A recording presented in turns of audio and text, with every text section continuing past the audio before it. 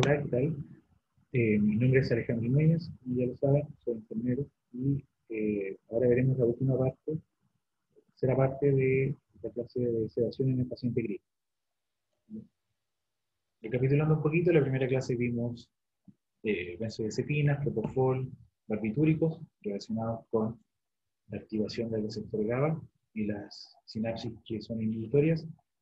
Y en la segunda clase hablamos sobre los opioides y los opiáceos, donde también la activación del receptor MU por parte de este grupo de fármacos contribuyen también a generar inhibición de la sinapsis. En esta última clase vamos a hablar sobre otros fármacos, ¿ya? Que básicamente son los que nos quedan por utilizar dentro de una UCI. Fármacos como la ketamina, ¿ya? Que es un fármaco que tiene un uso bastante más restringido dentro de nuestras unidades, ¿ya? Es un antagonista del receptor NMDA, que es un receptor asociado al glutamato, ¿ya? Y cuando nosotros estimulamos este receptor en cualquier célula, esto genera entrada de calcio. Ya sabemos que una parte de las despolarizaciones se produce por el calcio, y esto permite a la vez que esta entrada de calcio libere las vesículas de neurotransmisor. Bueno, con la ketamina nosotros impedimos que los neurotransmisores sean liberados y por lo tanto que la sinapsis siga su curso, ¿ya? Y que la estimulación o que el potencial de acción siga su curso. En dosis altas, además, tiene afinidad con el receptor MU, lo que lo hace también con algo que tiene un potencial analgésico interesante, ¿ya? El tema es que esta ketamina no actúa a nivel de todo el cerebro, actúa solo en algunas, o sea, desde el punto de vista de la sedación, actúa solo en algunas estructuras cerebrales, como la neocorteza, y en el fondo las estructuras asociadas con el estado de conciencia. En esa estructura actúa como un inhibidor. Pero hay otras estructuras como el sistema límbico, en donde esta ketamina asociada a esta antagonización del receptor NMDA genera liberación de dopamina, lo que explica otros efectos que tiene, por ejemplo, que genera alucinaciones, euforia, y es altamente adictiva, se asocia demasiado al sentimiento de recompensa que se genera en el sistema límbico. Eso es lo que genera que su uso sea más restringido. ¿En qué momento o en qué circunstancias podemos utilizar la ketamina? ¿Para qué es útil? Bueno, tiene un efecto que es rápido, que es corto, ¿ya? Genera una sedación rápida, profunda, sin alterar mayormente la parte cardiovascular, solo que tiene este potencial de alucinaciones, y si no generamos una buena sedación de inmediato, el paciente puede presentar agitación. Y es muy útil también en pacientes con broncoconstricción, porque dentro de sus efectos de la sedación puede generar broncodilatación. También ayuda a disminuir la hipertensión intracraniana, por eso también es útil en pacientes con TEC graves. El haloperidol, o aldol, es un fármaco que es antagonista de receptores de dopamina. Se puede utilizar tanto en bolos como en infusión, aunque la literatura es relativamente escasa cuando uno busca el uso del aldol en infusión, pero se hace, se puede utilizar. Genera prolongación del segmento QT, que es uno de los efectos adversos más comentados y que cuando comenzamos a ocupar la hidroxicloroquina durante el inicio de la pandemia, la verdad que generó bastante complicación. Y el haloperidol es un fármaco que nos ayuda para el manejo del delirio. El delirio es aquel estado donde la persona está hospitalizada en una UCI, tiene una alteración de la realidad, y este delirio se puede acompañar por una agitación psicomotora o al revés, puede ser hipoactivo. El haloperidol es un antipsicótico, está dentro de esa familia de fármacos, y es ampliamente ocupado, especialmente en la población adulta mayor, donde no podemos abusar, por ejemplo, de benzodiazepinas para mantenerlos tranquilos. La idea del haloperidol, en general, es tratar de que la persona comience a despertar, pero de manera tranquila, y tratando de manejar el delirio, especialmente cuando comenzamos a bajar la benzodiazepina. La dexmedetomidina es un fármaco relativamente nuevo, que ya debe tener 15 años de uso constante en la unidad de paciente crítico, y cuyo mecanismo de acción es el agonismo con el receptor alfa-2. Los receptores alfa-2 son receptores presinápticos, no son receptores postsinápticos. Y su presencia básicamente permite recaptar la noradrenalina que está en el espacio sináptico. Una vez que se libera las vesículas de noradrenalina, hay receptores postsinápticos que la captan y de esa forma continúan el potencial de acción, pero los alfa-2 van a reabsorber la noradrenalina en la célula presináptica. Si yo aumento esta recaptación de noradrenalina, va a ser mucho menos la cantidad de neurotransmisor que va a ingresar a la célula presináptica, por lo tanto, voy a disminuir los potenciales de acción. El uso de esta dexmedetomidina también se reserva para momentos en que queremos mantener al paciente tranquilo, pero vigile, porque también está dentro de los fármacos que ocupamos cuando comenzamos a sacar los otros sedantes, fentanilo, midazolam. Y es uno de los fármacos también más recomendados al momento del manejo del delirio. ¿Ya? De las últimas guías de la Suchini, no son las últimas, son hace 3 años atrás, ya la venían recomendando fuertemente versus el haloperidol o versus la quetiapina. Y tiene esta posibilidad de generar sedación vigil. Y por último, la quetiapina, que también es un fármaco antipsicótico, es un antagonista de los receptores de serotonina, dopamina y de los receptores adrenérgicos. Genera también sedación vigil, se puede dar por vía enteral, lo que es un plus cuando ya queremos también dejar de lado la vía parenteral, y se puede dar en dosis por hora, cada 8 horas, cada 6, cada 12, dependiendo del grado de agitación. ¿Ya? Y también tienen una buena respuesta, especialmente en adultos mayores, bueno, y para personas jóvenes también.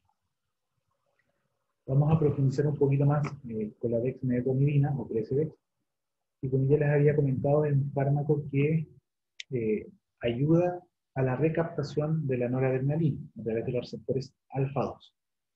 Es un fármaco que genera esta sedación vigil, además se le atribuye una propiedad analgésica, ya que como anestesia este potencial de acción puede intervenir en el dolor nociceptivo principalmente. Y su preparación, bueno, la presentación primero es a través de estas ampollas que son de 200 gramos en 12 ml. Y cuando preparamos, la preparamos en infusión continua, habitualmente una ampolla o 2 ampollas en 100 ml de solución fisiológica. La dosis va entre 0,1 a 1,5 gramos kilo-hora, de acuerdo a la evidencia, pero el fabricante o los farmacéuticos habitualmente no recomiendan más allá de 1,2. Que lo que hemos visto con dosis mayores a 1, por ejemplo, es que los pacientes se sedan, se duermen. Y yo lo que menos quiero con el PS, con la dexmedetomidina, es que se vuelvan a dormir. Y yo los quiero tener despiertos y tranquilos. ¿Ya? Por eso es su misión, su rol es la sedación vigil. Como grandes efectos adversos tenemos la bradicardia, hipotensión y somnolencia, especialmente en estas dosis que son altas y que generan sedación. Porque como no dejamos pasar la norepinefrina en el sistema nervioso central, esto también se traduce a una recaptación de norepinefrina en el sistema cardiovascular. Por lo tanto, vamos a tener una disminución de la frecuencia cardíaca, una disminución de la presión arterial. Así que hay que tener mucho ojo con eso, ya que no se nos pase la mano, porque el objetivo de este fármaco es que el paciente esté tranquilo y vigile, y no sedado, no dormido.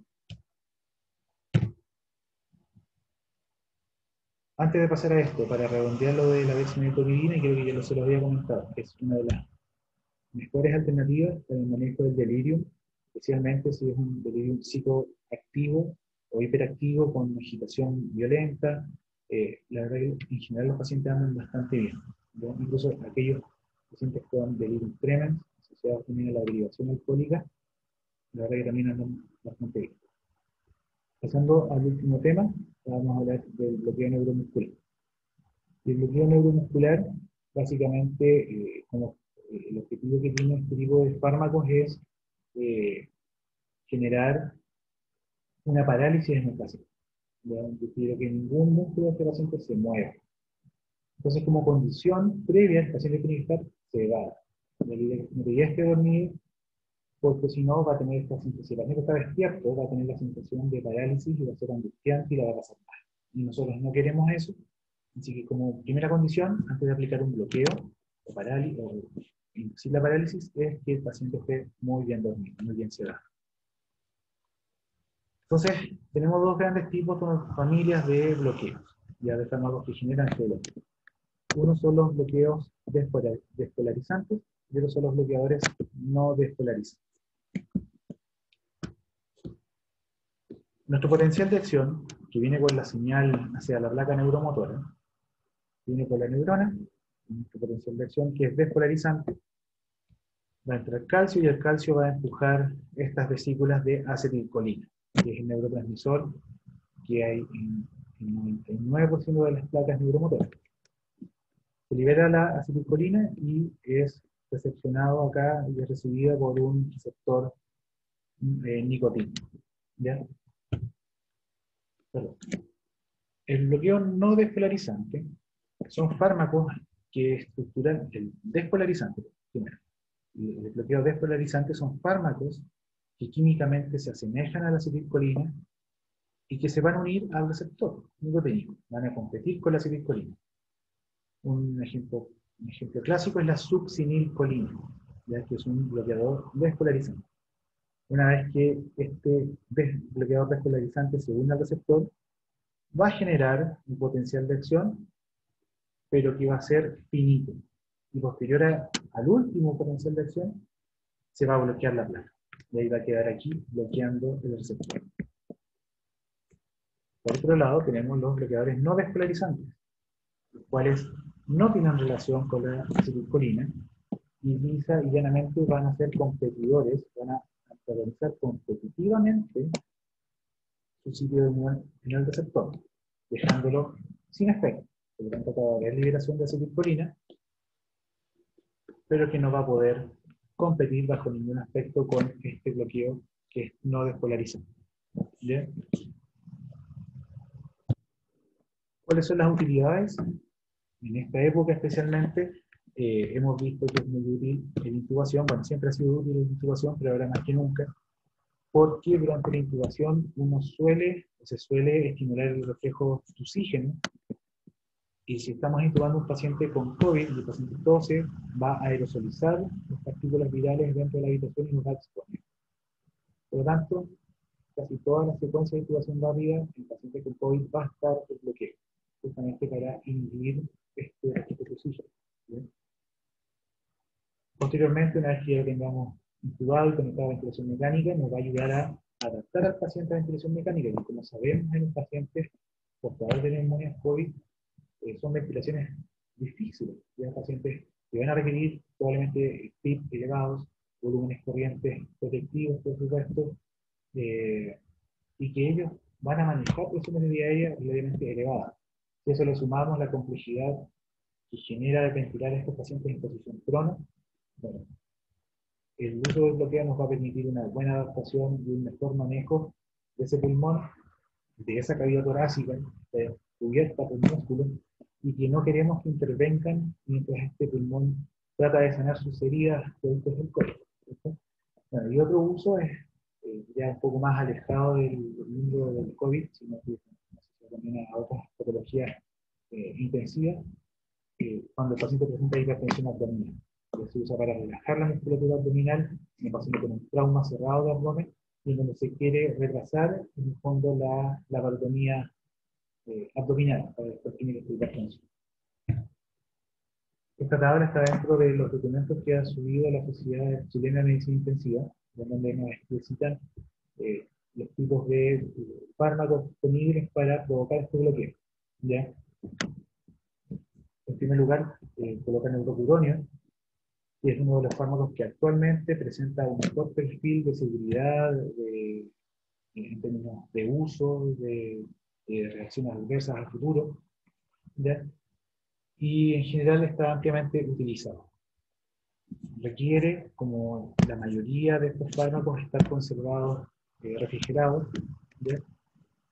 Y como pueden ver, tiene un tiempo de acción relativamente rápido, ya 5 segundos de un bodo ya tenemos una parálisis y este vuelo puede durar hasta 1 hora. Ya tiene metabolismo renal y hepático, como la mayoría, requiere refrigeración y su efecto en general se clasifica como moderado.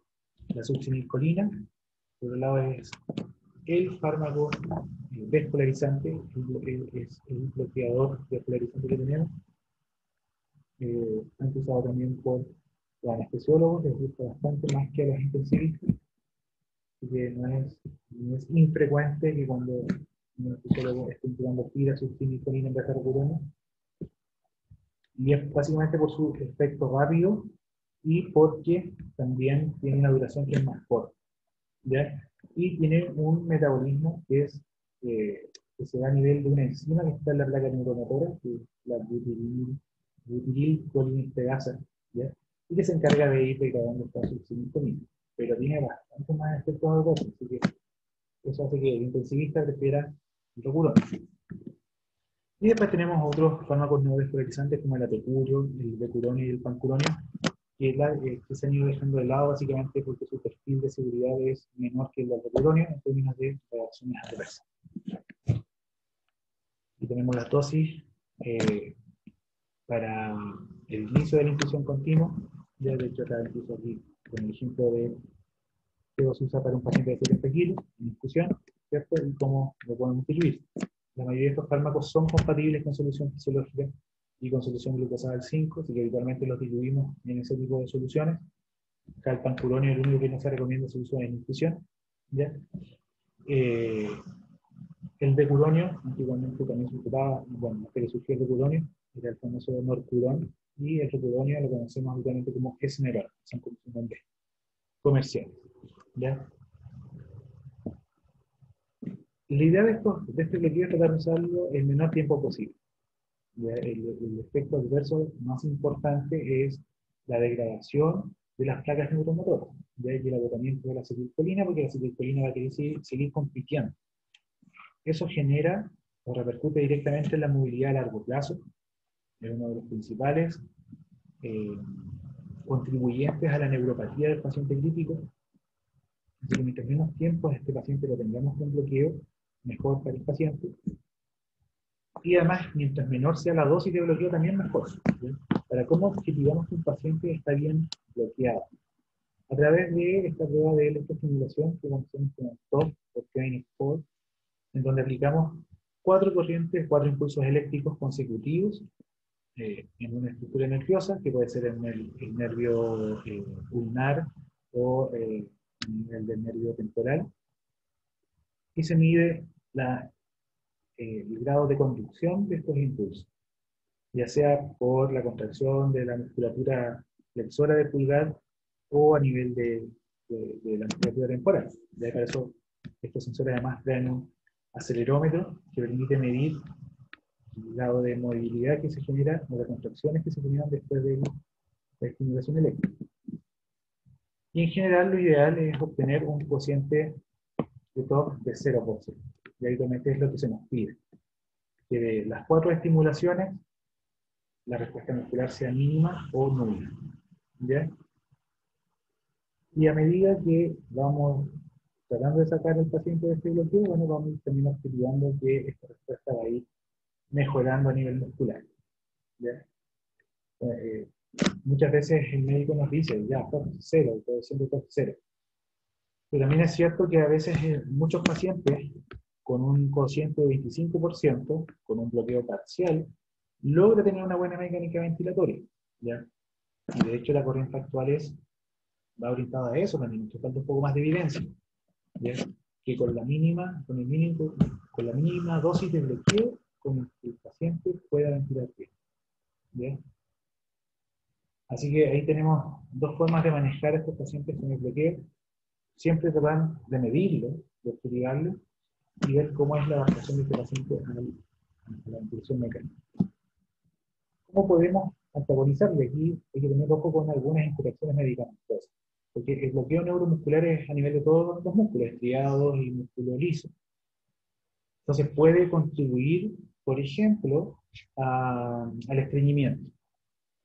Si el paciente tiene fentanil y bloqueo, el paciente va va a presentar estreñimiento, no va a tener reposiciones por varios días, y a veces el residente o el médico se va a ver tentado a ocupar neostigmina. Esto provoca lactulosa, provoca FLIP, y se van a ver tentados a usar neostigmina. Bueno, la neostigmina es el antagonista del bloqueo, ya es el antídoto que se ocupa habitualmente en pabellón. Hay que tener mucho ojo cuando se usa la neostigmina o menindica, ¿ya? Para finalizar, vamos a hablar un poquito de las escalas de sedación, que es la forma en que nosotros objetivamos si un paciente está bien sedado o está dentro de los rangos que se nos solicitó. Porque habitualmente el personal de enfermería es quien maneja las bombas de infusión y quien se encarga de la dosificación de la sedación. Y habitualmente lo hacemos en base a una meta, y esa meta está dada por esta escala. El médico habitualmente nos indica en qué punto de la escala quiere el paciente, ¿ya? Siempre me puede decir que el paciente, cuando esta escala, en un RAM 6-6. Eso quiere decir que quiere al paciente con ausencia de respuesta a ruidos fuertes o la percusión leve en el entrecejo. Para eso, la enfermera, el enfermero, quien está a cargo de la administración de esta sedación, va a ir titulando esta sedación hasta lograr esa respuesta y va a buscar la dosis mínima para tener esa respuesta. Bueno, esta es una de las primeras escalas que se comenzó a utilizar, o de las que yo por lo menos yo comencé a utilizar y que tengo memoria.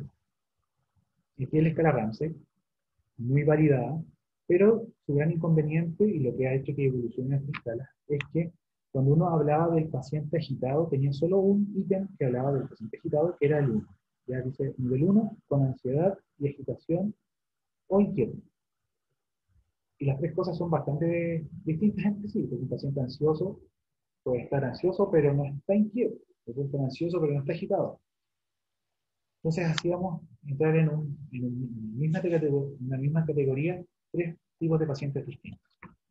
Y de ahí surgieron las escalas que se ocupan actualmente, que están son muy variadas, como la escala SAS y la escala RAS. ¿Ya? Acá en la escala SAS tenemos 7 escalones que describen el estado de sedación de un paciente, con un punto medio que es el SAS 4. Del 1 al 3 describe las etapas de sedación, y del 5 al 7 describe los estadios de agitación, y como se dan cuenta está bastante mejor determinado. ¿Ya? Quizás su único problema tiene que ver con la parte analógica a la vista, como que el punto medio en 4 a veces no nos cuadra mucho, ¿ya? Y como que también hay pacientes que necesitarían un poquito más de detalle en su descripción de agitación. Pero esto no quiere decir que esta sea una mala escala, es una escala que tiene mucha utilidad y se ocupa en muchos hospitales. Y tenemos la escala RAS, y aquí se dan cuenta que se agregan más escalones para hacer esta escala mucho más específica, ¿ya? Con un punto medio que está determinado por el 0, lo que lo hace visualmente más analógico, ¿ya? Y con 4 estadios para la agitación y 5 para la sedación. Independiente de la escala que ocupen, siempre está el sesgo de la subjetividad o la objetividad del operador de la escala, por lo que la forma más objetiva que tenemos actualmente es a través del monitor biespectral. Ahora, este monitor se ocupa bastante en la anestesia, se ocupa bastante en pabellón. Estamos recién comenzando a trabajarlo en intensivo, ¿ya? Y este monitor nos ofrece la posibilidad de, a través de electrodos, objetivar la actividad eléctrica cerebral, ¿ya? Y además, esta actividad eléctrica cerebral, que sensamos con estos electrodos que van a nivel frontal y temporal, muestra la curva de actividad y además nos entrega un índice. Y ese índice se llama índice de corriente biespectral. Y ese índice es el que nos va a decir qué tan sedado está el paciente.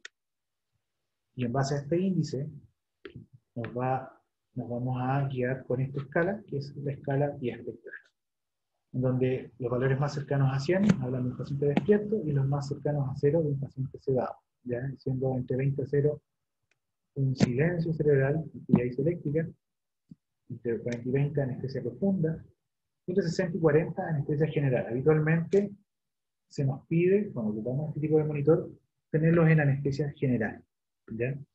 Después tenemos sedación moderada y entre 100 y 80 pacientes va a estar despierto. Esta es lo que viene es lo más objetivo que hay en términos de manejo de sedación, para que no se nos pase la mano con la sedación, con la dosis, y así también disminuir los efectos adversos en nuestros pacientes. Bueno, hemos terminado, le ponemos fin a esta última clase sobre sedación, espero que les haya gustado, y espero que hayan surgido también muchas dudas. Ya, así que espero sus preguntas y muchas gracias.